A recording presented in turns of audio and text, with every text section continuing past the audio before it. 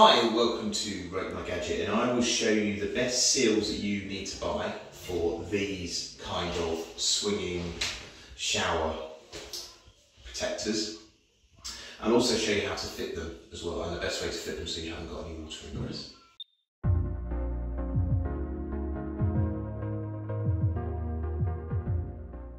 This is the bottom of the glass, and what you've probably got is a strip like this. Okay, and obviously, you know, it allows to swing in and out so that you can get in and out of the shower fairly easily. Now, this may have got gunked up, and I've put all the links to the replacement ones. Now, one thing to watch out for is that some are better than others. So this kind of design, which basically, as you can see, it's got a kind of seal going inside and a seal going outside there. That's okay, because the water on the inside of the shower curtain will then flow back into the bath or into the shower itself. However, what can happen is, as you can see in this case, it can get twisted up on itself. So what that means is that these seals, and I wouldn't recommend buying these at all, these ones can get turned up, and that's where you get water outside. So that's the first thing. If you're getting water coming from inside to outside, that's the first problem.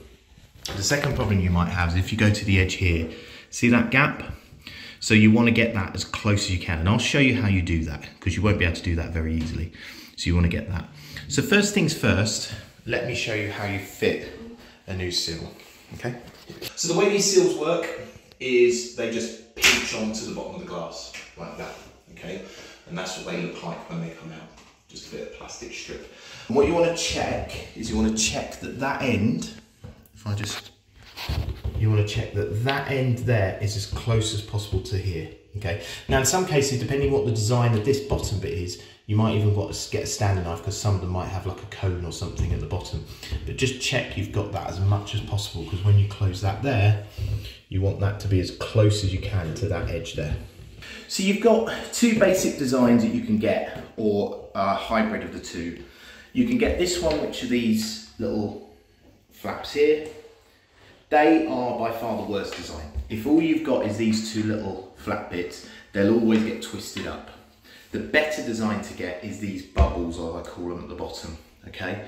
The reason is if I take this one off, now if I put this onto the edge of the bath, okay, as long as the height between the bottom of the glass and the top of the sealing surface is shorter than this, what you're going to have is a situation where if I push that down on there, you've got a much better seal on the bottom, okay? And even when, and I'll put this on, even when you move it off and on, it won't leak. So if you're getting leaks, two things to check.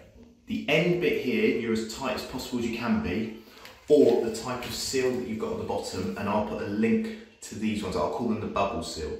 Okay, so let me show you again how you fit the bubble seal, just in case. So you open it up all the way here.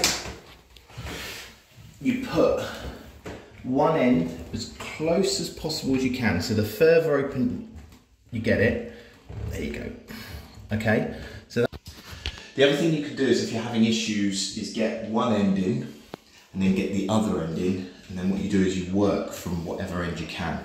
It's best to work from this end where it's hinged, because you don't want to put a lot of force up on the front of here, but just push this seal so that it starts going up inside. Look, and just keep pushing it along as much as you can, wiggling it up. Yep, here we go. I'm going up like that, I'm going up like that.